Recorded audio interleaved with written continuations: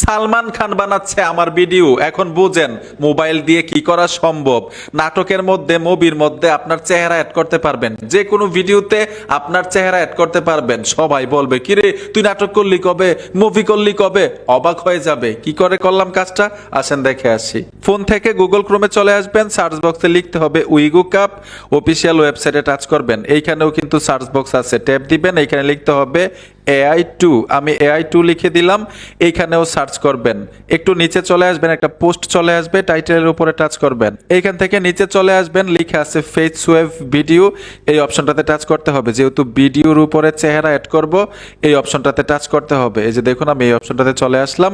একটু নিচে চলে আসবেন, যেই ভিডিওতে চেহারাটা অ্যাড করতে চাচ্ছেন সেই ভিডিওটা আপনার গ্যালারি থেকে আপলোড করে দিবেন। হতে পারে নাটকের ক্লিপ অথবা মুভির ক্লিপ। আমি ভিডিওটা দিয়ে দিলাম গ্যালারি থেকে। এখন যার চেহারাটা এই ভিডিওতে অ্যাড করতে চান ওনার একটা ছবি দিতে হবে। তো আমি আপলোড ফটোতে গিয়ে গ্যালারি থেকে একটা ছবি দিয়ে দিচ্ছি। তো আমি ছবিটাও দিয়ে দিলাম। এই ভিডিওটা তৈরি করার জন্য এখানে একটা অপশন আছে, এই অপশনটাতে ট্যাপ দিবেন, একটু সময় লাগবে। Already video complete. এই যে দেখুন ভাই, এই ভিডিওটা গ্যালারিতে নেওয়ার জন্য ডাউনলোডে টাচ করে দিবেন। গুগল অ্যাকাউন্ট দিয়ে এখানে একটা অ্যাকাউন্ট করতে হবে।